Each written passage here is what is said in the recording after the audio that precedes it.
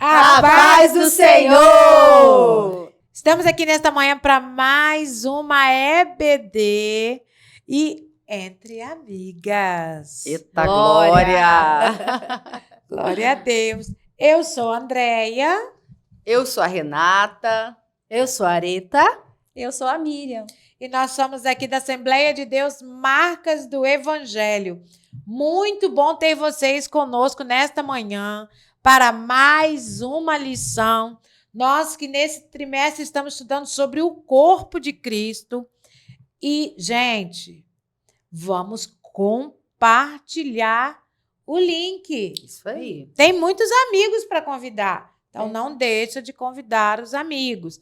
Não esqueça também de dar o like. Escrever Amém? nos comentários, né, Andréia? Exatamente. Queremos vocês comentando aí no chat, junto com a gente, participando da aula. Amém? Amém. Amém. Para começar a aula, vou convidar a irmã Renata para estar orando.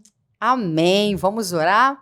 Senhor Jesus, muito obrigada por mais um domingo que o Senhor nos dá o privilégio de estarmos reunidos em torno da sua palavra. Pai, que nessa manhã o teu Espírito Santo possa nos conduzir por caminhos mais excelentes, que todos nós possamos sair daqui ministrados com a tua graça e pelo teu Espírito. Senhor, que cada uma de nós sejamos instrumentos poderosos nas tuas mãos, Pai. Fala conosco, Senhor, em nome de Jesus. Amém. Amém. E nossa aula de hoje, igreja, organismo e organização.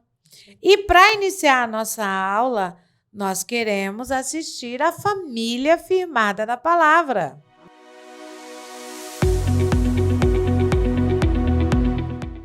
A paz do Senhor, irmãos. Estamos aqui para a leitura bíblica em classe. Aqui é o presbítero Wagner. Essa é minha filha Esther e essa é minha esposa. A paz do Senhor, eu sou a irmã Camila, esposa do presbítero Wagner. Nós vamos estudar a lição de número 6, que tem por título Organismo e Organização. O texto áureo nos diz: Escolhei, pois, irmãos, dentre vós, 7 varões de boa reputação, cheios do Espírito Santo e de sabedoria, aos quais constituamos sobre este importante negócio. Atos, capítulo 6, versículo 3. Verdade e prática. A igreja é um organismo vivo, contudo, como toda estrutura viva, precisa ser organizada. Agora vamos para a leitura bíblica em classe, em Atos 6, 1 ao 7. Ora, naqueles dias, crescendo o número dos discípulos, houve uma murmuração dos gregos contra os hebreus, porque as suas viúvas eram desprezadas no ministério cotidiano. E os 12, convocando a multidão dos discípulos, disseram: Não é razoável que nós deixemos a palavra de Deus e sirvamos às mesas. Escolhei, pois, irmãos, dentre vós, 7 varões de boa reputação, cheios do Espírito Santo e de sabedoria, aos quais constituamos sobre este importante negócio. Mas nós perseveraremos na oração e no ministério da palavra. E este parecer contemplou a toda a multidão, e elegeram Estevão, homem cheio de fé e do Espírito Santo, e Filipe, e Prócoro, e Nicanor, e Timão, e Pármenas, e Nicolau, prosélito de Antioquia, e os apresentaram ante os apóstolos, e estes, orando, lhes impuseram as mãos. E crescia a palavra de Deus, e em Jerusalém se multiplicava muito o número dos discípulos, e grande parte dos sacerdotes obedecia à fé. E esta foi a nossa leitura. Agradecemos a participação e vamos voltar para a aula. Tchau, pastor!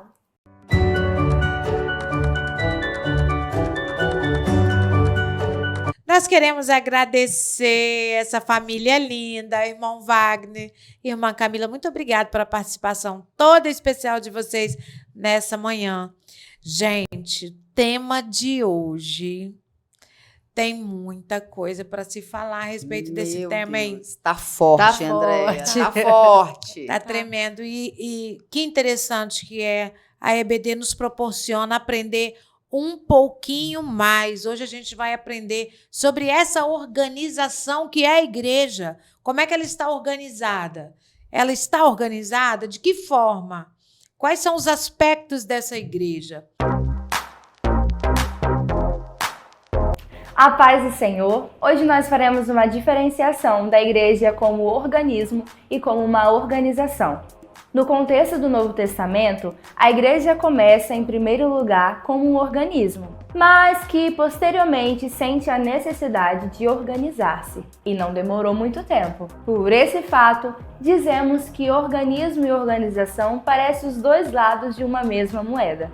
Ou seja, não há função sem forma, nem organismo sem organização. Vejam só, como organismo vivo, a igreja primitiva era conhecida pela comunhão dos seus membros e pelo exercício dos dons espirituais, sendo essa a estrutura mística do corpo de Cristo. O próprio apóstolo Paulo faz referência a esse fato quando ele faz uma analogia entre a igreja e o corpo humano, mostrando mais uma vez a igreja como um organismo vivo. Por outro lado, a organização é um processo natural em tudo que é humano. Todos nós sentimos a necessidade de alguma forma de estarmos organizados. E como organização, a igreja aparece em diversas referências. Mas os capítulos 2 e 3 de Apocalipse nos fazem ter um entendimento melhor sobre o tema. A mensagem de Cristo às 7 igrejas locais existentes na Ásia Menor, com o propósito de instruir, advertir e edificar, é um exemplo claro do que Jesus ama e quer ver nas igrejas, cada uma com suas particularidades. É por isso que a igreja, como organização, é provavelmente o primeiro contato dos crentes com a eclesiologia. Por isso é uma prática normal dos crentes se cumprimentarem e dizerem: "A paz do Senhor, irmão, de que igreja você é?"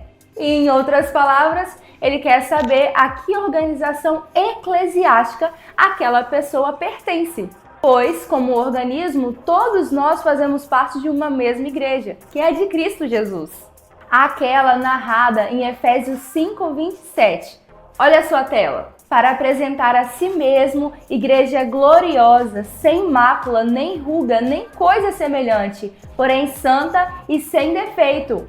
E também o versículo 29. Porém, ninguém jamais odiou a própria carne, antes a alimenta e dela cuida, como também Cristo o faz com a igreja. Ou seja, a igreja como um organismo. Mas para completar o nosso entendimento até aqui, vamos fazer uma diferenciação da igreja como organização e como organismo. Como organização, ela é visível, local, humana, temporária e imperfeita. Como organismo, ela é invisível, universal, divina, perpétua e perfeita. E mesmo que de forma distinta, ela se relaciona intimamente. Quer entender um pouco melhor? Então fique com a aula. E já para iniciar, vou convidar a irmã Areta para já estar falando um pouquinho para a gente a respeito dessa estrutura da igreja cristã. Então, paz do Senhor, meus irmãos. Nós estamos falando da igreja e é interessante que a palavra organismo e organização, ela vem em conjunto, né? Uma coisa interdependente, né? Organismo e organização. Uma fala de algo vivo, de algo que tem vida em si mesmo, né? Que é o organismo vivo. E a igreja tem essa característica, né? De corpo. Inclusive, o próprio Senhor faz essa analogia na palavra, né? O corpo de Cristo, a igreja como um organismo vivo. E a organização, que é algo que precisa, que é um preceito da palavra de Deus, inclusive a criação toda teve uma organização para acontecer, teve um início, teve ali uma prerrogativa, né? Para que haja vida, precisa de haver luz. Então, a primeira coisa que Deus criou foi a luz. Então, há esse princípio de organização em tudo o que Deus faz. e com a igreja não seria diferente, né? Então, nós temos aí essa questão da organização e do organismo. São coisas interdependentes que não se pode dissociar, principalmente no que diz respeito à igreja do Senhor Jesus. Amém, glória a Deus. Renata, e aí, Renata? É verdade, né? Porque se já se fala organismo, né, a gente pressupõe que é vivo. E nós temos uma característica muito especial nessa manhã, que nós podemos falar com propriedade de organismo vivo, porque nós somos pentecostais. Eita, glória. Então, Amém. essa mesma aula sendo ministrada, não é? Entre tradicionais e entre pentecostais, ela assume uma conotação totalmente diferente. Então, veja, nós nascemos no fogo. Amém. Então, essa união mística, né, da igreja com Cristo, obviamente, esse organismo vivo, comissionado para uma missão espiritual, óbvio que para ela se estabelecer, como a Areta falou muito bem, são interdependentes, são duas faces de uma mesma moeda. Exatamente. A igreja, obviamente, enquanto esse organismo espiritual vivo, cheio de fogo, porque é interessante a gente observar que lá em Atos 2, quando a igreja nasce, e é a ordem, né, de Jesus que eles ficassem em Jerusalém até que do alto fossem revestidos, né, de poder, ou seja, haveria necessidade de um revestimento específico para começar a igreja já nasce viva, mas não é viva só na organização, não, ela nasce viva em poder, e é interessante que é isso que vai movimentar a igreja, e a gente vai ver como que o pentecostalismo daqui a pouco foi, André, criando uma certa ojeriza até a organização extremada, por um perigo que a Areta também vai estar falando para nós, que é o risco que se tem de quando você busca uma organização extremada de cair no institucionalismo, não é isso, Areta? É, exatamente. E, meninas, o contrário também é verdade, né? Sem organização não é possível que haja sobrevivência. No que a gente tem historicamente provado, as sociedades que mais se organizaram são as sociedades que sobrepujaram sobre outras. E a gente tem isso historicamente provado. E na igreja não é diferente, né? As igrejas que têm uma organização um pouco mais, digamos assim, latente, elas tendem a sobreviver mais tempo, até por questões culturais, até por outras questões que estão envolvidas que não são somente espirituais, né? A gente tem que dar essa ênfase nessa questão. E também, como eu coloquei no início, a criação toda está sujeita a governos, e com a igreja não seria diferente. A gente compara a igreja a um corpo, e essa igreja tem que ter um cérebro, né? E esse cérebro é, digamos, a voz de comando. Assim, a voz de comando. E a nossa igreja tem o seu comando, tem a sua característica, como outras que nós vamos ver também, né, Rei? Que o pastor comentou, e ele vai colocar muito brilhantemente no final dessa aula. E a gente nunca pode perder de vista, né, como foi muito bem dito, a gente está reiterando isso, irmãos, porque é óbvio que a igreja visível, ela tem que ser organizada. Nós temos uma igreja invisível, que é a igreja que, de fato, formada por regenerados, transformados, que nasceram de novo, e essa igreja invisível é que está fazendo a grande comissão de Cristo. Indo, ganhando almas, não é verdade? É quem carrega o reino mesmo, é essa igreja invisível. Porque muitas vezes a igreja visível, nem todos aqueles que a compõem, de fato, são regenerados, obviamente. Mas o perigo que há é que nenhuma organização, numa busca necessária por organização, a igreja perca essa característica da direção do Espírito. Muitas igrejas acabaram se institucionalizando, ou seja, dando, né, para a burocracia, para esse excesso de organização, um peso que não deveria ter. Nós, pentecostais, nunca podemos perder de vista, né, meninas, que a influência, né, o peso que teve o avivamento da Rua Azusa no que tange a isso. Porque a igreja, quando ela é avivada lá na Rua Azusa, né, e influenciou o mundo inteiro, se lutava contra a institucionalização da igreja. A igreja estava totalmente debaixo de uma ortodoxia morta, a igreja estava, nesse momento, vivendo como se fossem clubes sociais, muitas haviam virado prostíbulos, porque a institucionalização faz isso, torna a igreja um mero clube social, onde as pessoas vão se encontrar, mas o espiritual é enfraquecido, e quando o William Durham vai escrever sobre isso, ele vai dizer que havia um grande risco, Andréia, de que, nessa tentativa de organizar, nessa tentativa de institucionalizar, a igreja perderia o impacto pentecostal, ou seja, perderia o poder. E, infelizmente, é o que a gente percebe. Toda igreja que puxa muito para a institucionalização, ela acaba perdendo poder, essa carga de poder que ela recebeu na grande comissão. Então, eu acho interessante, Rê, a gente trazer para os nossos irmãos esse significado um pouco mais firme, latente, para que eles fiquem cientes do que é essa institucionalização, o institucionalismo, né, que é um substantivo masculino, que denota uma tendência a multiplicar as instituições, os organismos de controle, principalmente nas áreas política e econômica. Então, é algo que não tem nada de espiritual, como a Rê explicou ali brilhantemente. É um caminho para o legalismo, irmãos. Por quê? Porque é um mecanismo que visa puramente dogmatizar as relações religiosas. É puramente religioso. Então, você vai ali, você tem uma igreja que não está preocupada realmente em viver o evangelho. É ali uma reunião dominical. Você não tem uma igreja viva 7 dias por semana, 24 horas por dia. Você não tem essa preocupação com viver o evangelho na sua forma pura, na sua forma plena. Você tem pessoas ali preocupadas em dar vazão a um mecanismo religioso, a algo que alguém mandou fazer, alguém mandou cumprir, e isso não é igreja, né? É uma instituição religiosa. E esse não é um caminho certo, é um caminho perigoso. Como disse a Renata, é um caminho para a morte, é um caminho que traz uma igreja para a falta de vida mesmo no Espírito Santo. Então, o Espírito Santo não tem como agir num lugar assim, que é uma instituição, que é meramente um lugar onde as pessoas se encontram para ali realizar os dogmas e realizar as questões que alguém mandou, né? No caso, a liderança. Então, a gente pode ver aqui que na lição, aqui confirmando, né, a organização é saudável, o institucionalismo não. Então, a organização permite à igreja como estrutura social se movimentar, né? E o institucionalismo, ele enrijece, né, e neutraliza, né? Então, aqui, uma igreja organizada se mantém viva. E é interessante, né, que se a gente for olhar a nossa história, a nossa trajetória, é muito comum a gente ver isso, porque, como eu disse, quando o pentecostalismo vem, ele vem lutando com uma história de institucionalismo, é óbvio.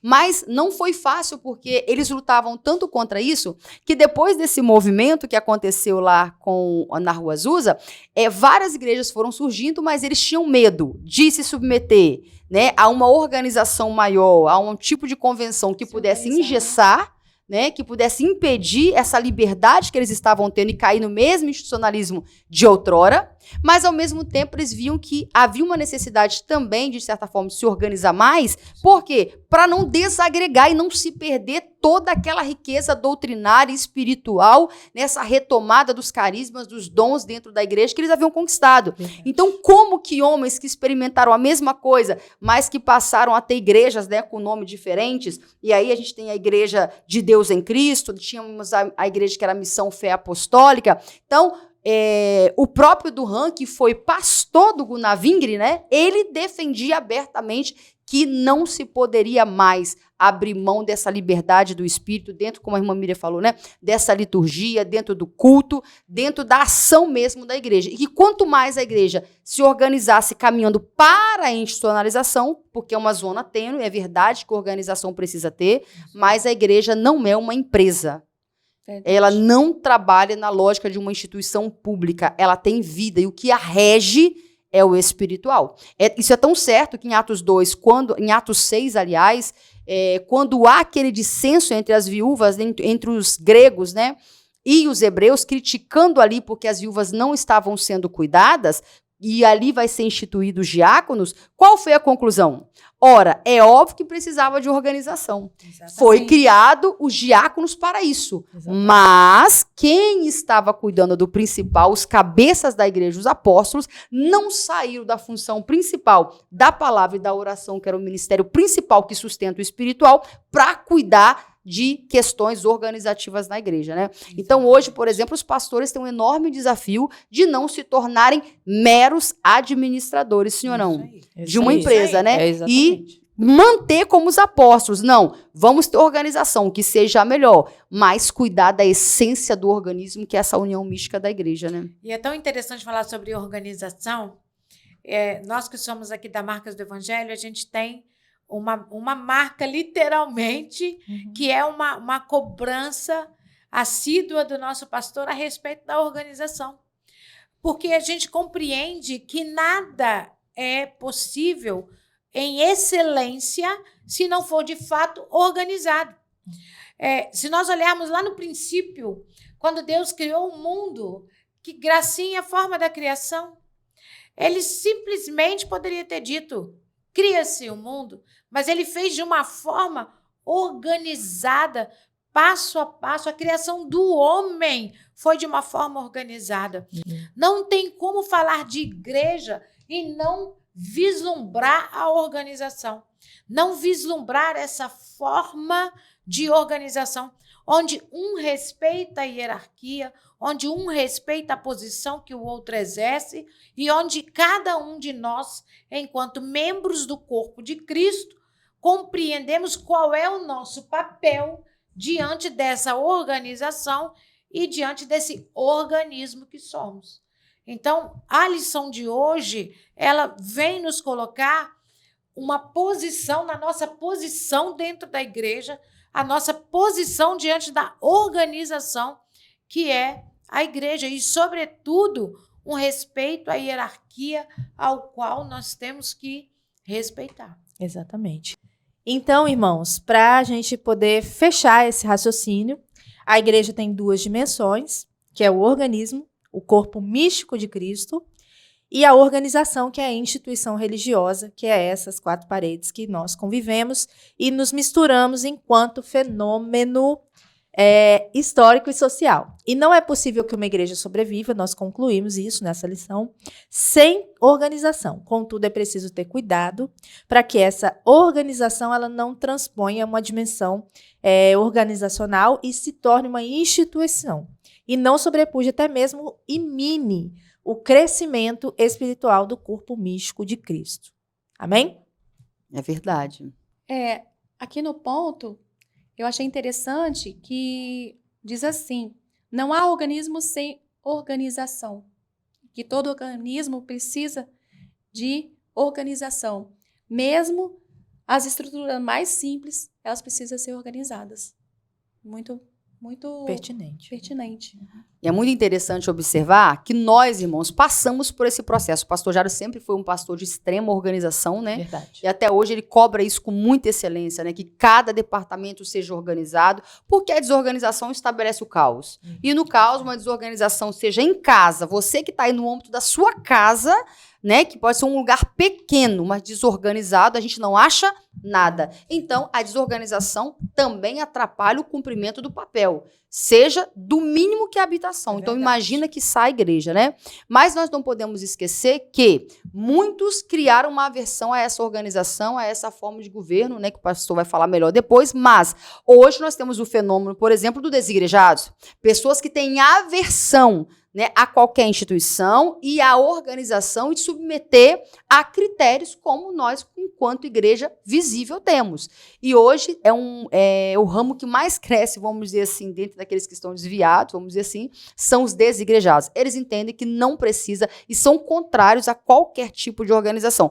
Obviamente, a gente sabe que o que está por trás disso é uma mentalidade totalmente rebelde e insubmissa. Mas, né, apontando erros da organização, ou melhor, né, apresentando o problema da institucionalização, eles caem num erro muito pior, que é abolir a igreja e não querer participar e nem ser pastoreado de forma alguma, né, por igreja nenhuma. É um perigo que nós corremos também. Isso a gente pode incluir rebeldia, né? Com certeza. Exatamente. Quem não é capaz de obedecer um pastor terreno, será capaz de obedecer o próprio Jesus Cristo como pastor?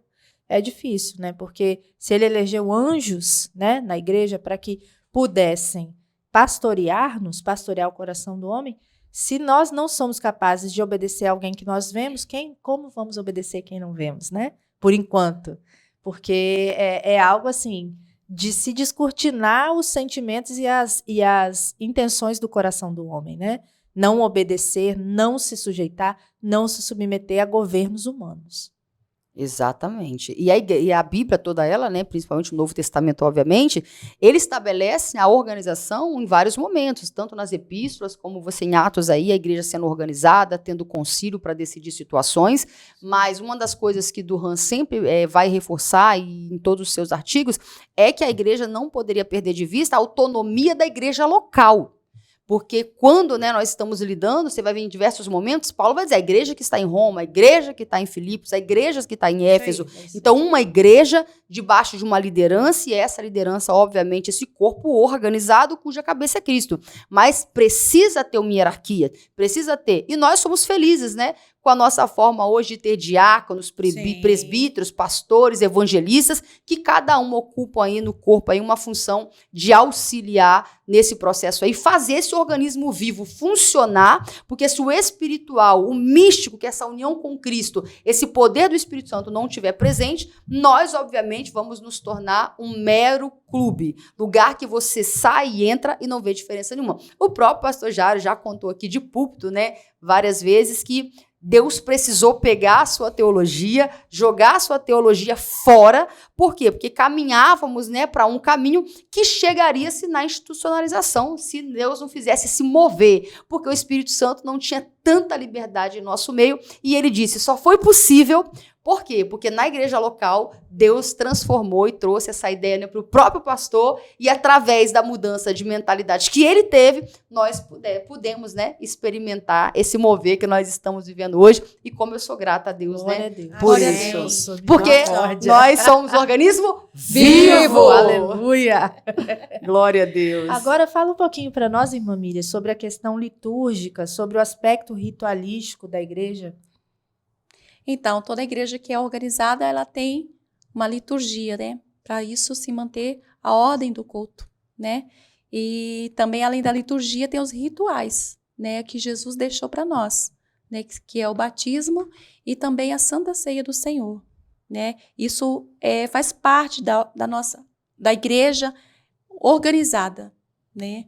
E mantém a ordem do culto, a decência, né? A modéstia, e o cumprimento de tudo aquilo que é mencionado, né, na palavra de Deus. Então, isso traz um crescimento para a igreja, né, como igreja viva, né.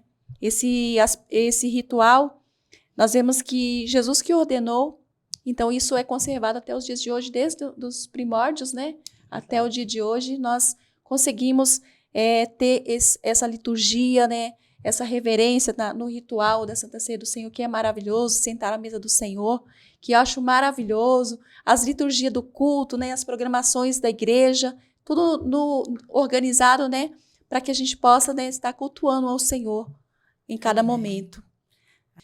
E glória a Deus, né, que nós temos liturgia, porque a gente tem um modo de conduzir o culto, né? Você começa, canta-se os hinos da harpa, tem o dirigente que fala, depois você tem a leitura do devocional, depois vem o louvor. Mas o mais importante disso tudo é que nós não percamos a essência da liberdade do Espírito Santo. Amém. No avivamento, no Glória grande a Deus. avivamento, né, do início aí do século XX, o que nós tínhamos? Pessoas que entravam nos cultos, né, 7 horas e saíam no outro dia para trabalhar direto. Mas a diferença é que quando eles passavam nas calçadas, os enfermos eram curados só deles passarem, demônios eram expulsos só deles passarem. Por quê? Porque eles passaram a dar uma liberdade ao Espírito Santo que não era conhecida. E que a amarração, né, numa liturgia muito engessada também, por muito tempo, muitos irmãos, se passasse de 9 horas, levantavam e iam embora. Verdade. Alguém pegou essa época? Pegamos. Eu peguei uma época assim, que as pessoas olhavam no relógio, se deu 9 horas, dando bênção apostólica ou não, as pessoas não ficavam nem para os avisos, já iam embora. Então, louvo a Deus, por quê? Para nós não nos esquecermos que nós temos uma tradição pentecostal que deve, sim, valorizar a organização, mas jamais a institucionalização. Isso é um problema para a igreja. Os dons espirituais, né, eles andaram mais de 1000 anos à margem das grandes instituições. Havia um risco, e Durham falava muito sobre isso, de nós cairmos no institucionalismo e nos assemelharmos à própria Igreja Católica, que foi o que aconteceu. Então, dentro desse contexto, é muito importante para a gente entender como que a forma de governo de cada igreja vai influenciar dentro de tudo isso que a gente está falando. E hoje nós estamos aqui para perguntar aos irmãos se eles sabem quais tipos de governo existem na igreja evangélica. Governo episcopal, governo presbiteriano e governo... Esqueci. Episcopado e representativo. Congregacionalismo e presbiterianismo. Eu também encontrei um grupo de 4 irmãos que vão responder pra gente aqui os 4 tipos de governos que existem na igreja evangélica. Representativo. Episcopal, presbiteriano, Congregacional. Será que eles estão certos? Responderam a mesma coisa que a equipe anterior, vamos descobrir. Eu vou chamar agora, irmãos, uma pessoa que tem propriedade para nos falar como que a nossa visão pentecostal, como que a Assembleia de Deus no Brasil, qual o modelo de governo de igreja, tendo em vista essa ideia da institucionalização, da liberdade, da autonomia do espírito, qual é o modelo, né, que nós adotamos. E para isso, fala, pastor.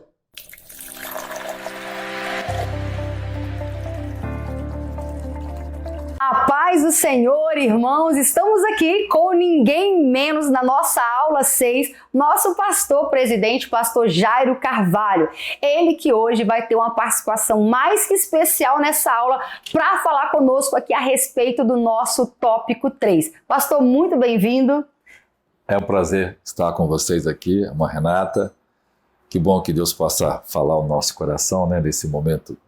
Que cada um de nós possamos aprender, Deus possa abençoar vocês maravilhosamente. Amém. Pastor, nós estamos tratando na lição 6 justamente da igreja enquanto organização e organismo. E nesse tópico 3, pastor, a lição traz sobre os diversos tipos de governos que a igreja pode ter conforme a sua tradição cristã.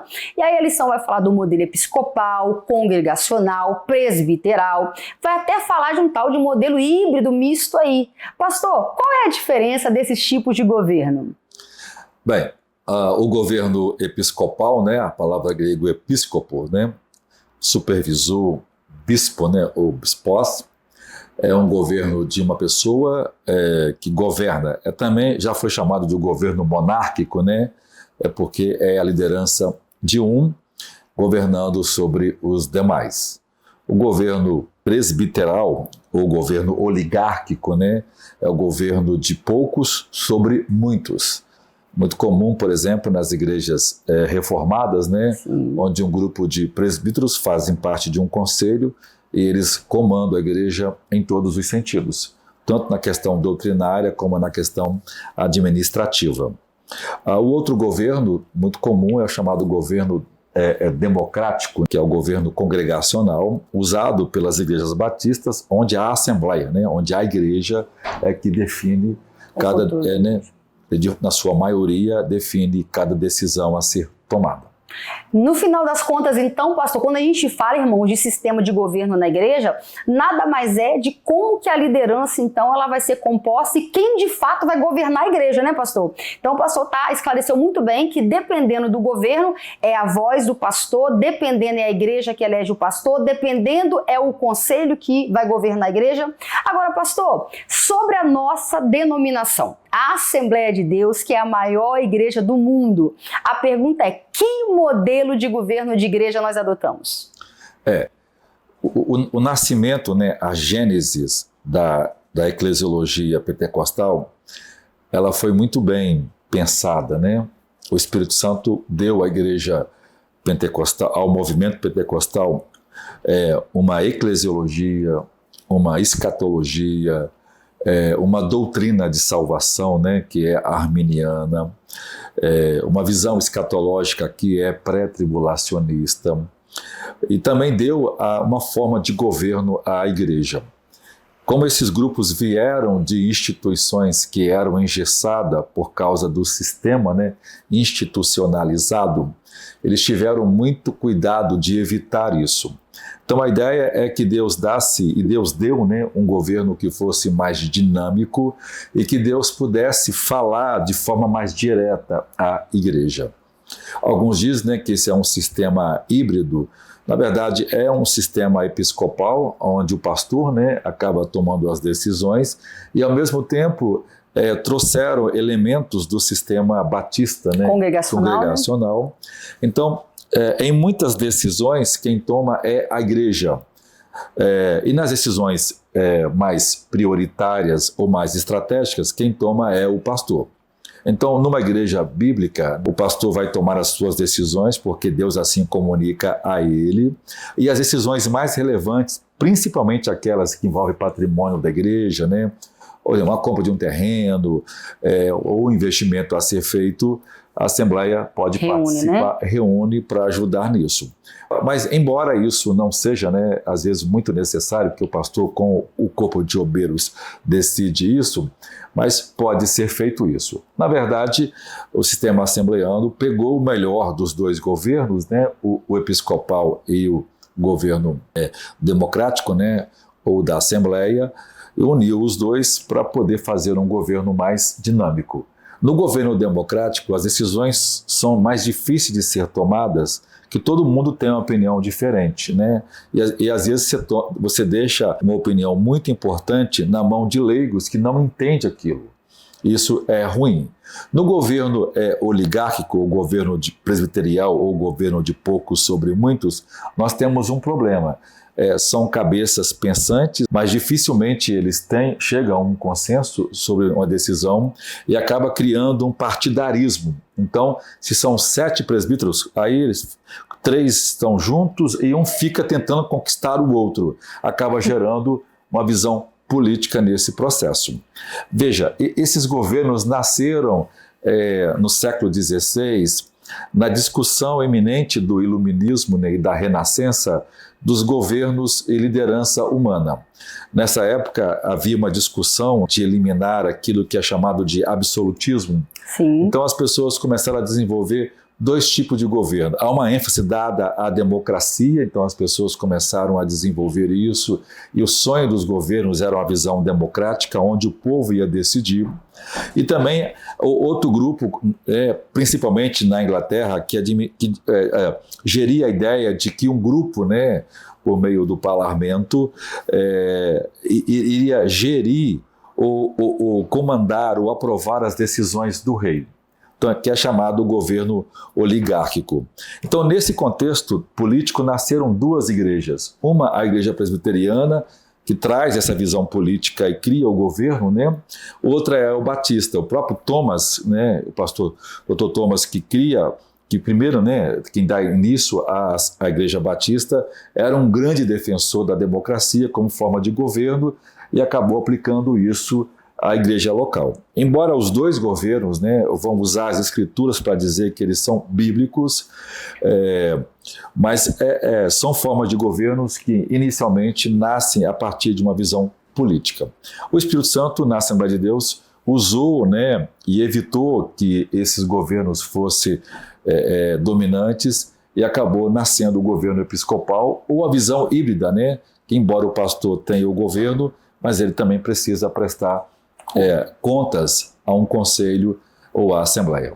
É interessante, pastor, e aí o senhor pode me corrigir se eu estiver errada, com relação a uma análise bíblica histórica, você percebe que em nenhum momento na Bíblia você vê Deus usando a democracia. Quando isso aconteceu, por exemplo, a gente tem no Êxodo, quando pessoas que não eram da liderança questionaram, Deus agiu de modo severo, ou seja, mostrando que quando Deus quis tratar, mesmo que severamente, ele tratou com a liderança. A gente não vê um governo de pessoas governando outro grupo de pessoas. A gente vê uma liderança forte. Josué, você vê Moisés. E como que isso, então, pastor, só reforçando, você considera, pastor, que esses modelos, então, eles trazem algum benefício para onde eles são estabelecidos historicamente? Eles se firmaram aonde houve o congregacional somente ou presbiteral? Veja, no Antigo Testamento, né, o governo ele é mais, né, teocrático, e por isso você vê Deus determinando uma ordem e é dada a uma pessoa. Na questão civil você tem o rei comandando, ou o juiz, ou um profeta, né, como Samuel, que era juiz e profeta, ou um líder, né, como era Josué e Moisés. Na questão religiosa, você tem o sumo sacerdote que comandando os outros e conforme a palavra de Deus. No Novo Testamento, nós temos um grupo de apóstolos, mas entre eles, Pedro acaba sobressaindo. Em Atos 15, eu acho que no primeiro concílio, é um exemplo muito legal disso. Embora as pessoas discutiram tudo isso, né, Pedro dá a sua palavra e Pedro é ouvido, Tiago levanta, dá uma palavra e aí as pessoas, né, vê que Tiago está dando, né, uma palavra coerente e aquilo que ele fala é seguido por todo mundo. Mas veja, mas quem está ali comandando é Pedro, né, que é o pastor de Jerusalém. Depois esse governo passa para Tiago historicamente, porque Pedro sai de Jerusalém. Quando você vê Paulo estabelecendo, né, ele estabelece presbítero que governa essas igrejas, mas depois historicamente você vai ver que naquelas igrejas, um daqueles presbíteros, né, assume liderança. Um exemplo muito claro disso é quando Tito vai para Creta e Tito vai colocar em ordem aquela igreja. Sim. Mais tarde, a gente tem notícia de que Tito se torna o bispo de Creta. Timóteo vai para Efésio, mais tarde, historicamente, você tem um registro de que Timóteo comanda aquela igreja. Ou seja, logo no início da igreja cristã, o bispo acaba assumindo a posição sobre os presbíteros e comandando a igreja. Depois, né, por uma necessidade, acaba um bispo comandando os outros bispos. A ideia inicial era evitar que houvesse heresias, né? Inicialmente a ideia foi muito boa, mas depois ela acabou desencadeando e produzindo o papal, e que não foi uma coisa boa para a igreja historicamente. E nós podemos dizer então, pastor, que, né, principalmente aí os reformados após, com relação ao absolutismo, criou-se uma ojeriza, né, considerando principalmente o absolutismo, como você falou, e criou aí então essa resistência ao modelo episcopal, apresentando-se como opções então governos democráticos que se opunham a isso, mas acabaram, eu posso dizer, indo para outro extremo então, que também não ficou no nível de equilíbrio, e essa visão desse híbrido, contextualizando o melhor dos dois modelos, foi dado pelo Espírito Santo, podemos dizer assim, a nossa denominação, pastor? Isso. Veja, esses dois modelos, por exemplo, esses dois modelos funcionam melhor entre pessoas mais estudadas, né, mais eruditas, que acabam criando uma ideia de consenso, né, e na visão democrática. Mas na visão, né, de uma igreja maior, em movimentos maiores, né, onde as pessoas não têm muita instrução, o governo de um acabou sendo mais instrutivo e mais próspero, porque não fica à mercê da ideia de um ou de outro. Embora o pastor seja aquele que dá a ordem, mas ele é sempre assistido por outros que o acompanham, né, e o obedecem. Historicamente, o governo episcopal, ou o governo híbrido, né, acabou sendo mais próspero, porque tanto é que ele promoveu, né, o crescimento do evangelho. Hoje nós temos, por exemplo, as Assembleias de Deus, né, que copiou muito bem esse governo, já que William Durham, que vem da Rua Azusa, né, que é o fundador das Assembleias de Deus nos Estados Unidos, e que depois o mundo inteiro, né, cresce nesse sentido, tornou a maior denominação do mundo por causa exatamente do sistema de governo, né, onde o pastor tem a agilidade de agir, de fazer e tomar as decisões e de ouvir a voz do Espírito Santo mais direto. A ideia nasce de pastores piedosos que podem ser conduzidos pelo Espírito Santo, né, e fazem coisas muito extraordinárias. No governo assim, ele é mais ágil, né, não depende de análise de um, de outro. Às vezes o pastor passa no lugar, vê um terreno, não, aqui dá para abrir uma igreja, ele vai lá. A burocracia é enorme, né? Ele liga para o tesoureiro, compra o terreno aí, vamos abrir uma igreja aqui, abre, a igreja cresce, evolui e rapidinho acontece, né? Então, assim, de forma prática, é o governo que mais teve sucesso no mundo. Pastor, para encerrar, a revista também trata do papel das convenções dentro desse modelo, né? Muitos irmãos ouvem falar aqui, vamos receber a convenção do Estado, temos a convenção geral. Qual é o papel que a convenção tem hoje nesses modelos? A convenção é uma fundação, vamos dizer assim, é uma irmandade, né, fraterna, né, uma junção de pastores que tem entre si laços fraternos. Então ela serve a vários propósitos. Primeiro, ela serve para auxiliar os ministros e servir de apoio em suas igrejas. Segundo, é ela quem consagra os pastores e fazem o teste, né, a aprovação teológica, de caráter. Quem apresenta a pessoa é a igreja local e a convenção faz a triagem maior para tentar ajudar as igrejas locais a consagrar obreiros, né, melhores, né, para o reino de Deus. Ela não exerce o governo nem policial, nem supervisional, nem administrativo sobre a igreja local, a não ser em questões doutrinárias, né, que a convenção tem o poder de mandar a igreja informando, né, que aquele assunto que está sendo tratado e ensinado não é bíblico, né, e diferencia. Como também ela pode excluir uma igreja do seu quadro, se essa igreja não andar nos conformes doutrinários, éticos, como é exigido na convenção. Mas ela não atua diretamente na igreja local, a não ser que a igreja local peça, né, a intervenção em um caso de disciplina, ou em caso de rebelião, ou em caso de divisão. Amém. Irmãos, gostaríamos de continuar, porque o pastor é essa fonte inesgotável de conhecimento, como vocês estão vendo, mas nós precisamos finalizar por aqui, porque a vontade é continuar. Mas fica aí com esse gostinho aí, nós vamos voltar para os estúdios agora com as amadas irmãs. Deus abençoe vocês. Deus abençoe.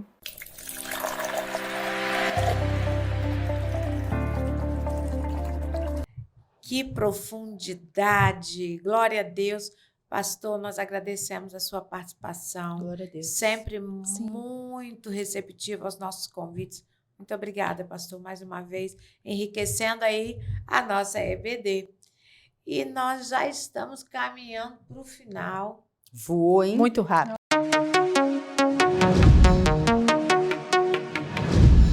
A paz do Senhor, irmãos. Nós vamos agora para o nosso momento de perguntas e respostas, aonde eu vou fazer algumas perguntas e os irmãos terão um tempo para responder aqui no chat. Vamos então para a nossa primeira pergunta. Conceitue organismo. Tempo na tela.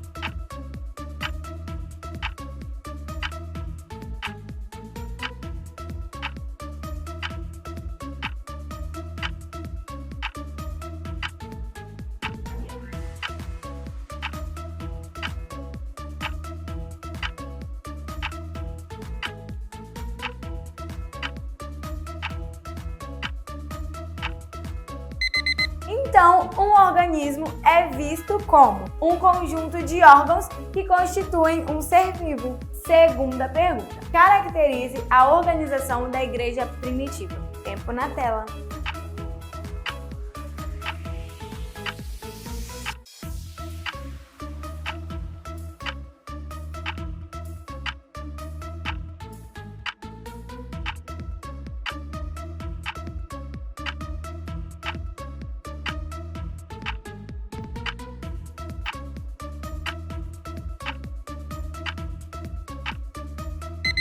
A liderança da igreja primitiva era centralizada nos apóstolos, que atuavam na doutrina, cuidando da parte administrativa e também instituindo a liderança local. Vamos então para a terceira pergunta.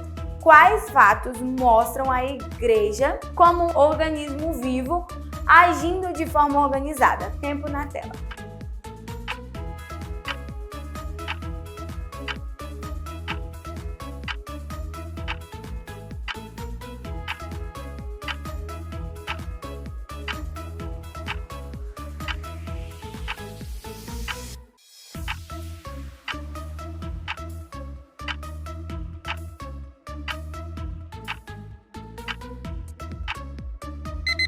Tempo esgotado.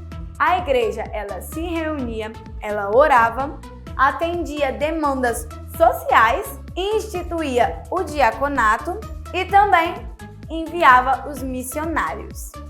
Quarta pergunta. Explique o sistema de governo episcopal e congregacional. Tempo na tela.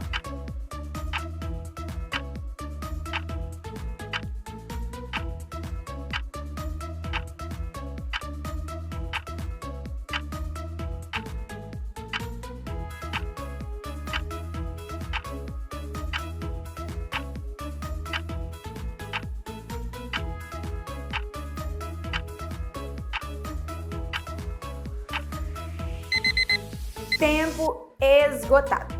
No contexto atual, o governo episcopal defende que Cristo confiou o governo das igrejas a bispos ou supervisores. Já no sistema congregacional, o pastor é eleito pela Assembleia Geral local e as igrejas são autônomas em suas decisões.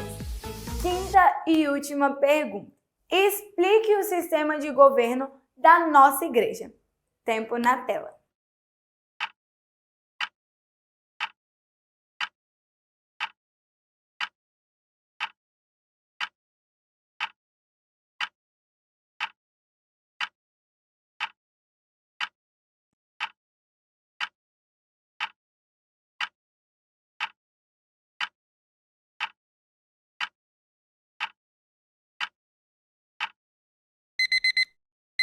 Tempo esgotado. A maioria das nossas igrejas, embora mantenha certa autonomia administrativa em relação geral e estadual a quem são filiadas, possuem um modelo de liderança regional e local centralizado. E essas foram as nossas perguntas de hoje. Espero que vocês tenham acertado. Tchau, até mais!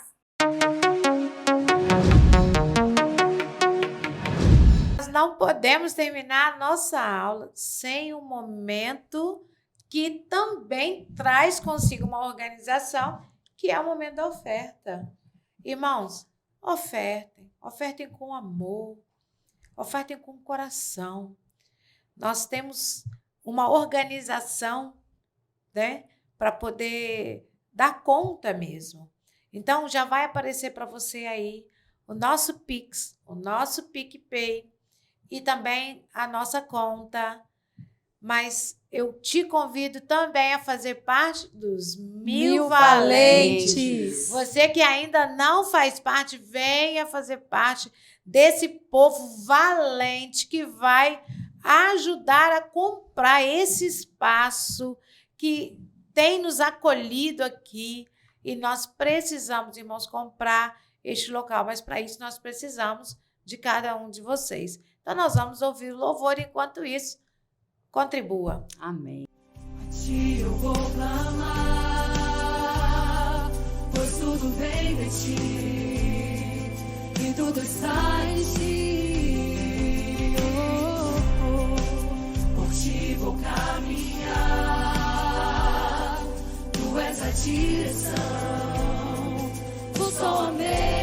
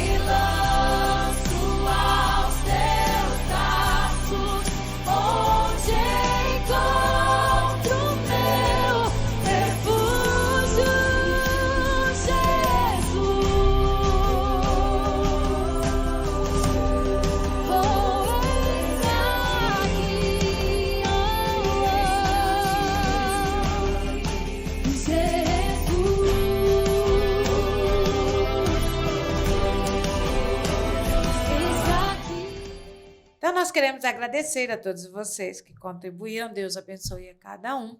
E já estamos caminhando para o encerramento, né, nessa lição que trouxe como estudo a igreja como organismo vivo, uma organização e um organismo vivo. As escrituras tratam isso, não é isso? É isso, é isso.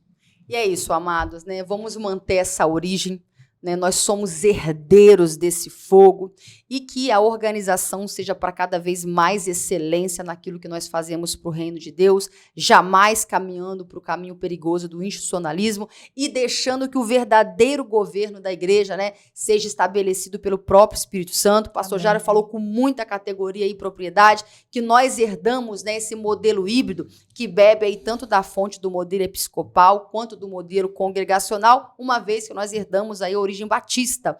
Então, nisso tudo surgimos nós, que somos esse povo diferenciado, mas também muito abençoado. Que Deus abençoe você, que participou conosco, continue se aprofundando. Lembrando, como a irmã Andréa disse, nós somos um organismo vivo e o fogo passa nas nossas veias. Amém? Amém. Glória a Deus.